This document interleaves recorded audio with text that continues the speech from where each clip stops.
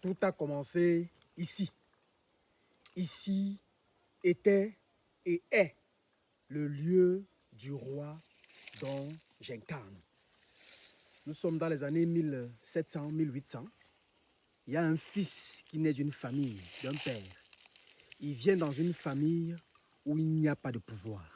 Il vient dans une famille où il n'y a pas de puissance. Mais il vient avec sa puissance. Son père le voit naître. Son père voit l'enfant grandir.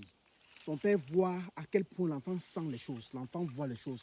L'enfant décrit son environnement. L'enfant explique les choses des anciens. Le papa, étonné, commence à marcher avec son fils partout et pose des questions. Qui est cet enfant dont je ne reconnais pas et qui ne ressemble à personne dans ma concession?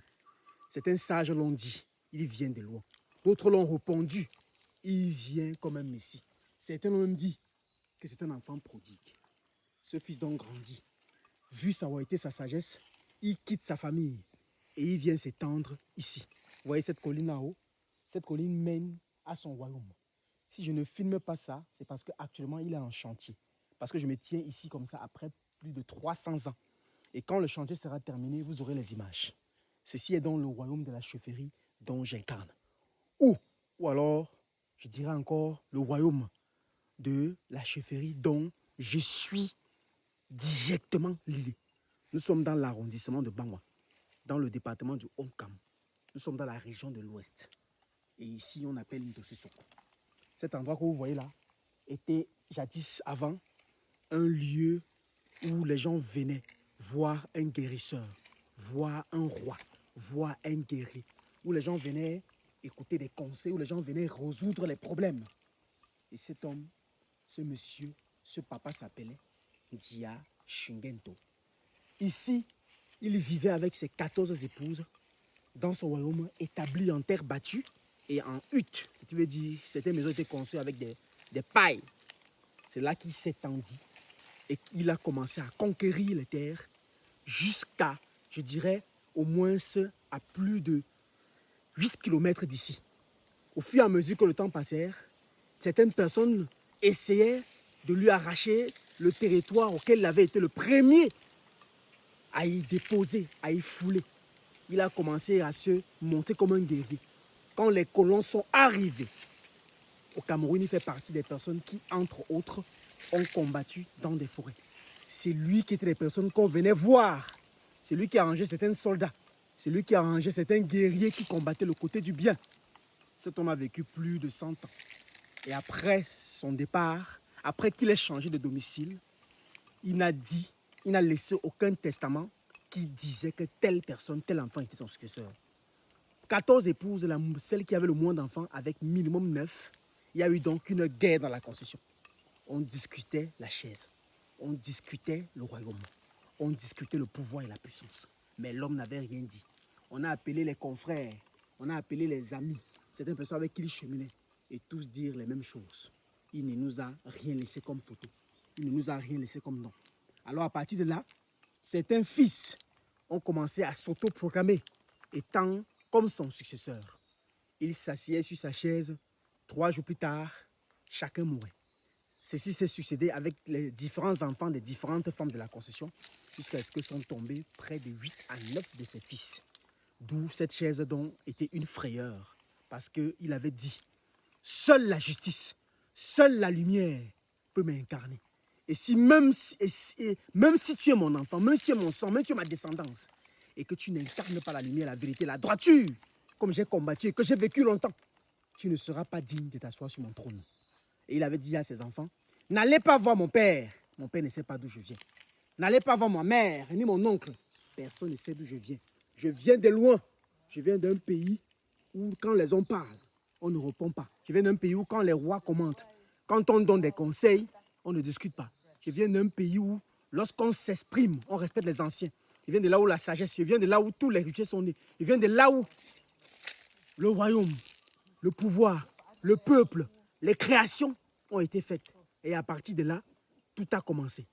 Aujourd'hui, vu qu'il a été absent, beaucoup de ses fils commencèrent donc à discuter ce trône.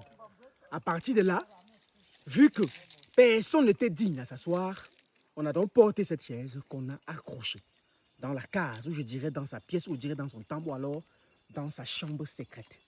Et puis, toutes ses épouses avaient le temps, toutes sont décédées. Ses enfants aussi se sont dispersés. Chacun d'entre eux a créé des royaumes par-ci, par-là. Quand je dis des royaumes, ce sont des concessions. Quand je dis des royaumes, ce sont des familles. Mais la seule et unique royauté restait celle-là. Puis, un arrière-petit-fils s'est donc levé, appelé Namenu, qui était bien sûr mon père, et qui a retracé son arrière-grand-père jusqu'à venir ici et ramener toute sa famille. Construit à 5 km d'ici, mais appelé cet endroit Nation.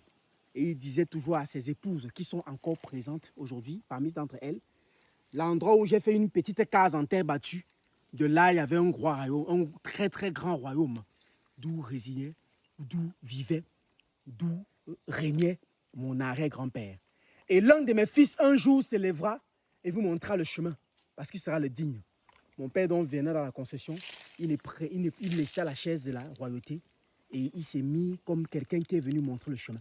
Mon père aussi vécut longtemps, presque 100 ans, et après lui, que je sois né, aujourd'hui, après 350 ans, je suis le digne fils, je suis le digne héritier, je suis la digne personnalité de justice, de lumière qui aujourd'hui t'émire ici, sur ma terre, sur mon appartenance, sur mon territoire, sur ma puissance et sur tout ce que j'ai eu le plus cher.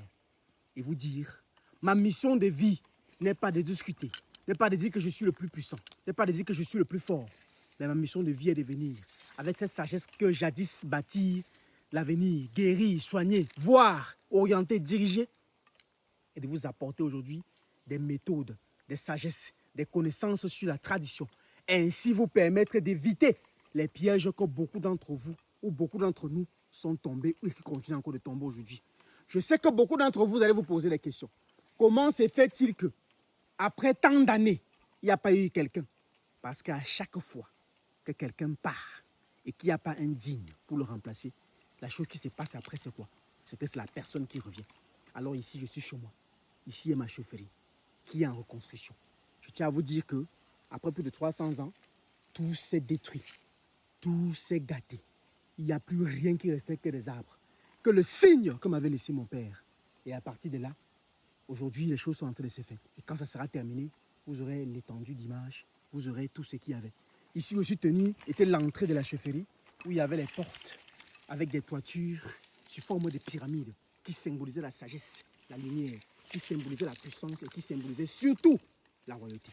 Et là, je dis, je salue toutes les autorités africaines, je salue toutes les autorités partout de par le monde, et je dis, il est temps que toutes les autorités traditionnelles, chefs du village, notabilité et compagnie, qu'on se lève et qu'on valorise notre culture, notre tradition, qu'on ne parle pas que de titres, mais qu'on se parle de nos savoirs. Que quand on se lève, que quand on s'ouvre la bouche pour s'exprimer, qu'on ne dise pas qu'on est ceci, on est cela, on est machin, mais qu'on donne ce qu'on connaît et qu'à partir de là, la lumière soit. J'ai dit aujourd'hui, moi, je suis Dianze. Moi, je suis Diakwinku. Moi, je suis Takonga.